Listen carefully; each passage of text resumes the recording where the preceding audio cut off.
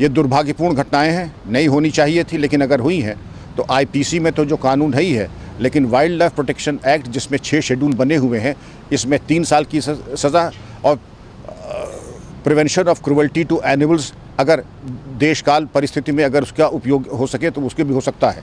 लेकिन wild life protection act वाहिद इसीलिए बना है, सन 86 में इसके 6 शेड्यूल हैं।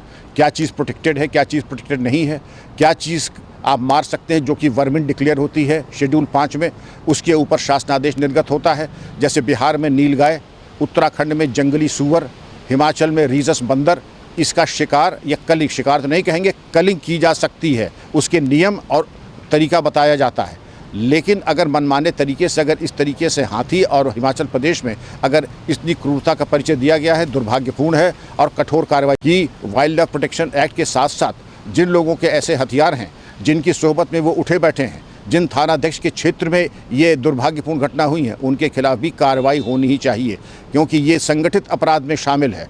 जंगली जानवरों का शिकार, आपको जान करके आश्चर्य होगा, जंगली जानवरों का शिकार, चाहे वो उनके मानव या तो उनके मानव कंजम्पशन के लिए चाइनीज़ ट्रेडिशनल मेडिसिन में ये सब अवयव बहुत इस्तेमाल किए जाते हैं। इसलिए ये नहीं कि महज ये कि एक शिकार हो गया।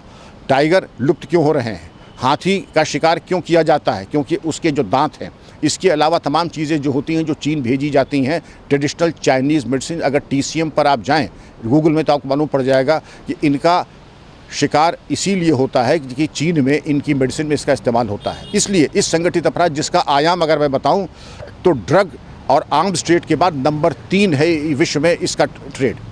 तो क्या सर आप ये कहते हैं कि संबंधित थाना अधिकारी पर भी नहीं चाहिए, जो वाइल्ड लाइफ इंस्पेक्टर है उन पर भी और जो थाना अध्यक्ष उनके ऊपर भी, क्योंकि संगठित अपराध अगर हो रहा है, मान लीजिए पहले 5 रिजर्व्स थे, अब बहुत रिजर्व है जंगली जानवरों के लिए, लेकिन वहाँ पर अगर शिकार अवैध इस प्रकार से हो रहा है तो क्या थाना अध्यक्ष की, वाइल्ड लाइफ इंस्पेक्टर्स की जिम्मेदारी नहीं है? लेकिन सर जानवरों को सुरक्षा देने वाला कानून जो 1960 का है, 50 रुपए का जी सजा, ये लगता नहीं है नाकाफी है? नहीं, अब वो नहीं है। अब वाइल्ड लाइफ प्रोटेक्शन एक्ट पे अगर आप आ जाए 1986 उस पर गौर करें, जिसके 2 अमेंडमेंट हुए हैं। 2002-2006 में पेनल्टी बहुत बढ़ा दी गई है और सज़ा 3 साल की कर दी गई है। वो ज़माने चले गए। अब अगर आप इस पर गौर करें तो बहुत कड़ी सज़ा का प्राविधान है वाइल्ड लाइफ प्रोटेक्शन एक्ट में।